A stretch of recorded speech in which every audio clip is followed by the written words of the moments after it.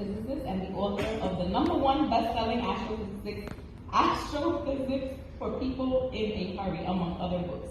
He is the director of the Hayden Planetarium at the American Museum of Natural History, where he has served since 1996. He is the two-time host of the beloved TV series Cosmos, rebooting the original 1980 series hosted by Carl Sagan.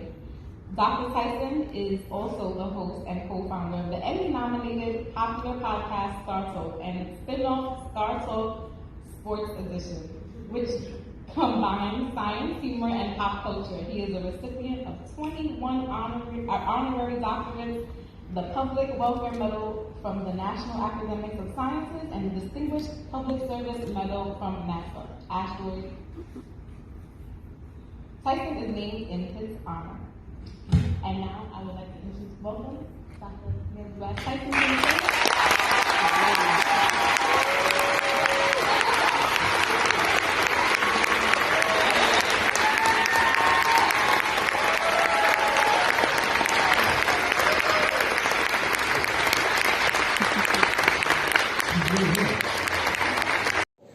It's dangerous. And this is what happened with Galileo. Galileo observed the universe with his best telescope ever made and saw, oh my gosh, there are planets orbiting the sun and not Earth. Earth orbits the sun. The moon orbits Earth. This is the opposite of everything everyone had been taught. It is the opposite of anything you would rationally glean from biblical Genesis. It is deeply within religious doctrine. And these are messages from the sky that were different from what people had dug their heels into. That first book he titled Sidereus Nuncius, translated from the Latin, the Starry Messenger.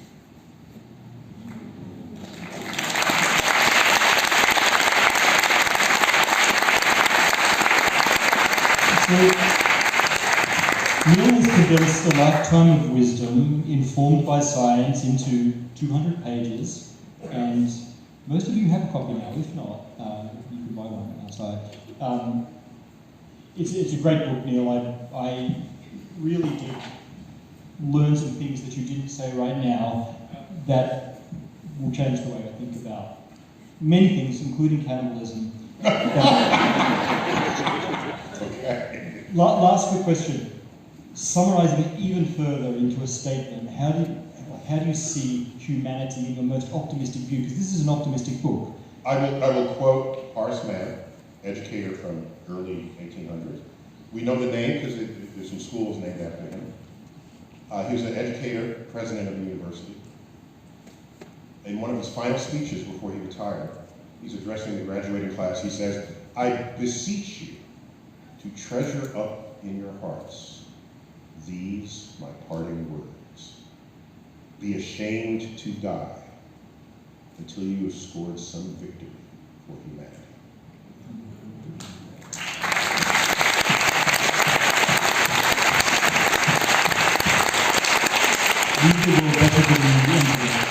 Yes.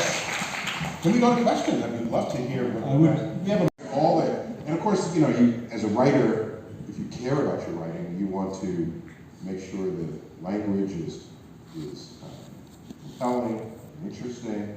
I think a lot about syntax and flow, rhythms, and just so that as you read a page, there's no burden to it, that it just floats up and you absorb it all, and it leaves you even wanting more.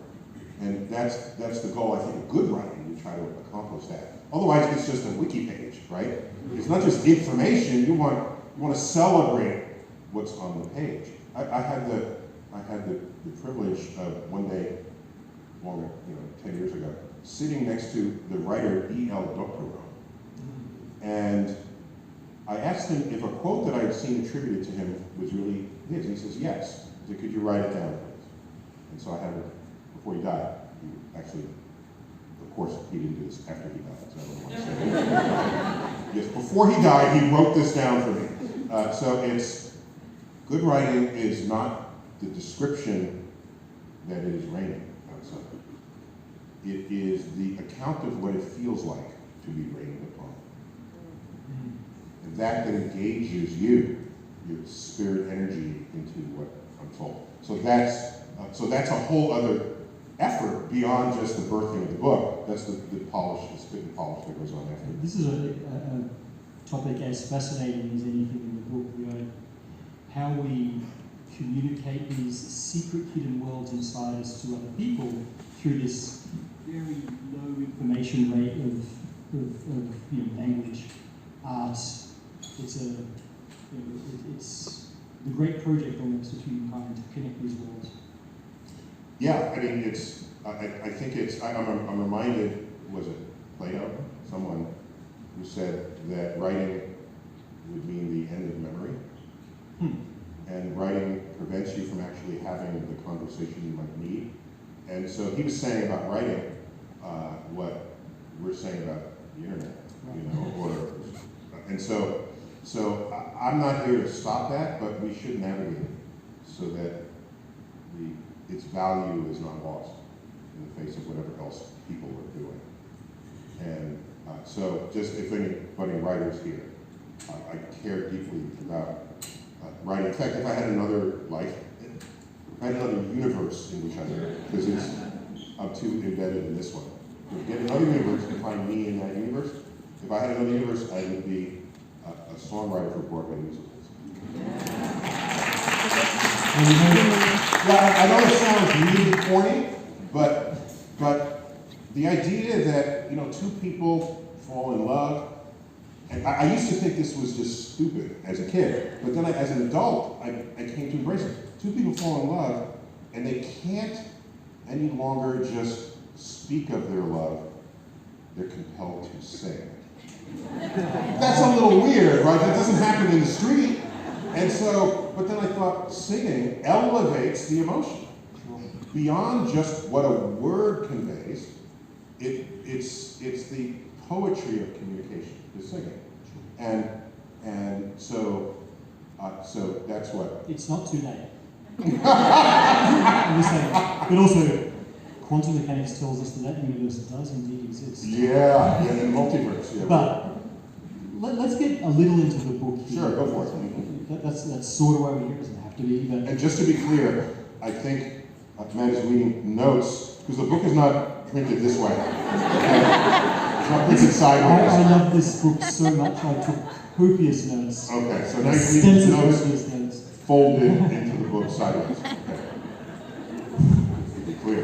Right, okay, so a lot of this book is about truth, and near the beginning of the book you highlight the difference between what you call personal truth, which is the truth that an individual believes, and objective truth, which, as a great man once said, and is printed on a t-shirt of the American Museum of Natural History, it is true, something that is true whether you believe in it or not. I'm proud to have been born and raised here. Just for that. Yeah. All good. And what does it feel like coming back? Does it tweak certain memories? Because I remember, that's an excellent question, because often when people go back to their hometown, there are these sort of, as they say, rose-colored memories of it. And no, but when I grew up, they were like, in the city, there were 7 homicides a day, it was pollution. I mean, it's better today than it was, okay? I mean, whatever the problems are today, it's better, all right? Just saying. So, no, I wasn't nostalgic for it, but I did get very reflective. Coming here, we go the full length of the Grand Concourse. And I don't mean to brag, but I'm in the Bronx Hall of Fame. And if you walk the Grand Concourse, the street signs have the Hall of everyone in the Bronx Hall of Fame right on up past Yankee Stadium. And so my street sign is in the park just south of the courthouse. So on the park side. So I don't want to brag. Outside of the Man's Theater with the Star and the Walk in Hollywood, we got something like that in the Bronx. All right, there you go. We're all going on a field trip to that right after this. That's wonderful. I mean, technically, we are here to talk about this latest work, Starry Messenger, which I don't think I've ever read a book as quickly as this. Partly because I needed to read it before talking about it. But it wasn't, it's a page turner. Well, thanks for noticing that about it. I'll tell you this, the official listing for the book gives 265 pages. 60 of those pages are end notes and index. So it's really, even in a small format, it's a 200-page book, which by most standards is short. And because why use more words when fewer will do? So that's my first rule. But second, I got something to say, I say it and I keep going. So the page turn part of it is, I say something I think interesting or cool on one page, so when can we do that again on the next page? Damn right I am. Right there. There's another little story, a vignette, some insights into what civilization looks like when you are scientifically literate. 10, we haven't had a 7 in a while, so it's due. And I say, no, it's not, okay? But it's their feeling that it's due. And they're betting on a feeling. And the saddest point for me in this book was to write the sentence.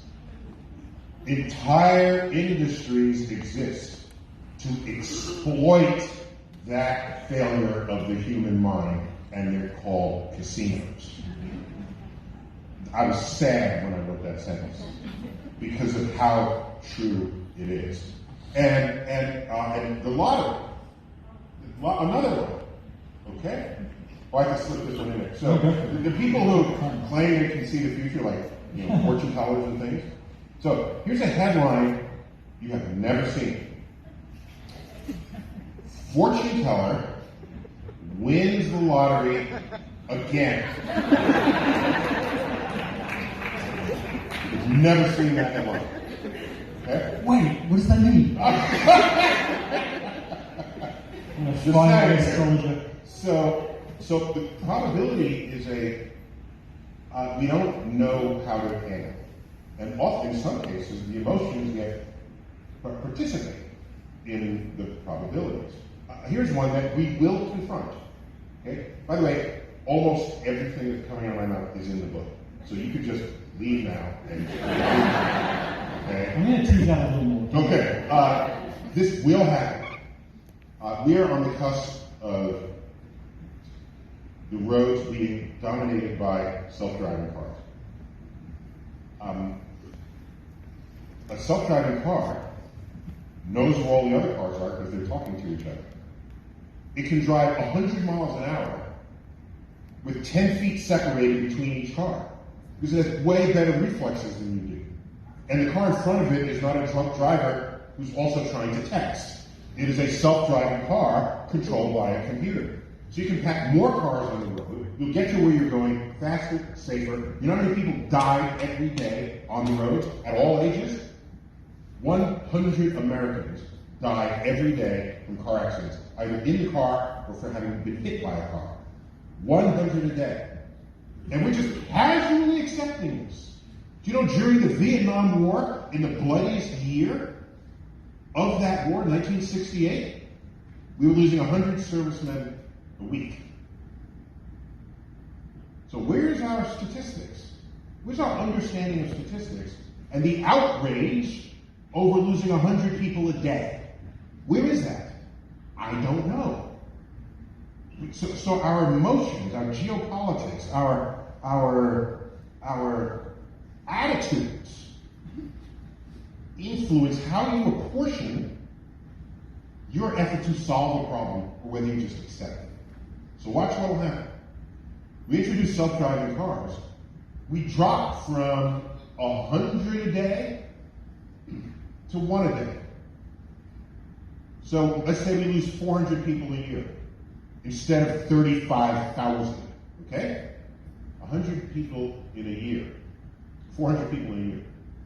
And you'll have people wanting to sue the car companies because there was a bug in the software that had the car drive off the cliff.